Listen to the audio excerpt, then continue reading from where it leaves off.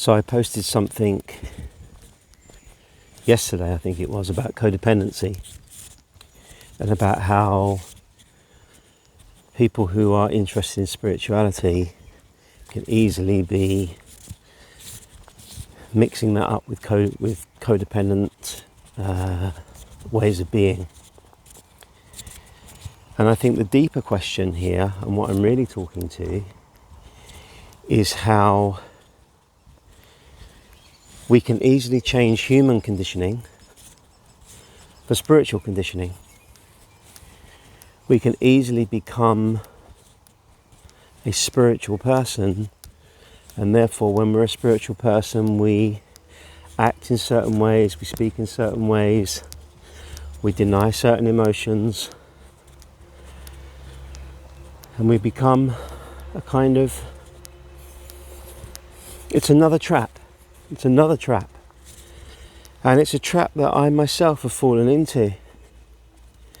You know, I see that a lot of people who come to spiritual events are quite sensitive people. And I see that often there's a part of me that doesn't want to trample on that sensitivity, that doesn't want to challenge that sensitivity in a way that might be healthy sometimes. So I've censored my own expression on many, many occasions because I didn't feel comfortable shaming people, really. Shaming people, that's what it feels like to me. Whether it is shaming them or not, that's another matter, but that's what it feels like to me. And that's partly my own stuff. But what I've been trying to bridge and trying to explore has been, what would a very deep authenticity look like within a non-dual awakening? So, I mean, we do hear of some teachers who are very, very hardcore, who are very direct and straightforward. But personally, I haven't really been with many of them. I haven't seen many of them. I've heard of them.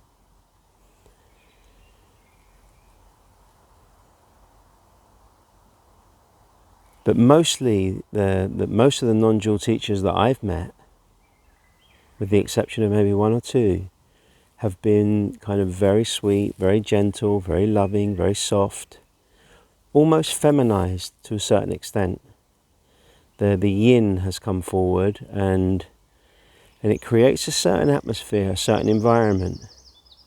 But in some ways it denies the masculinity, it denies the directness, it denies the ability to call things out in a direct way. So one of my areas of growth in myself is to be more in that masculine energy and to be more in that directness, even if it isn't always what's expected or what is wanted in spiritual circles. And this for me has been one of the most difficult things, how to put things across in a way that does not trigger others, and yet is triggering others my responsibility? Is triggering others the responsibility of the one who is sharing something or the one who is being triggered? And in fact, if being triggered is the responsibility of the one being triggered, by treating them small and by pussyfooting around them and by not being direct enough, are we preventing them from healing? Are we in a codependent spiritual relationship where everything is soft and sweet and nice and gentle in order to stop triggering one another? And yet in triggering one another and being with those triggers in a healing way, that's the direction of travel that I think most people who are on the path of consciousness want. So this is This is me speaking something out that's been on my heart for a long time. I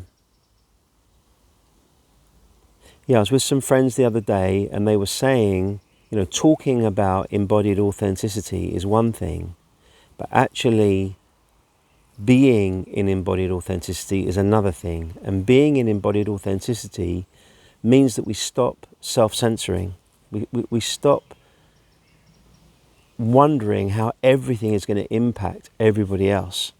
Now that's hard if you've come from a background where your caregivers were very triggerable and they were highly emotional, highly immature emotionally.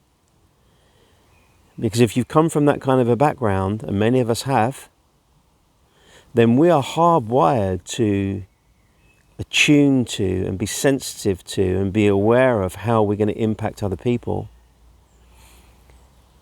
But we're not children anymore, and we're also with people now who, well, mostly are into the path of growth and healing and authenticity. So isn't it about time we all stepped into that? Me too. Me too.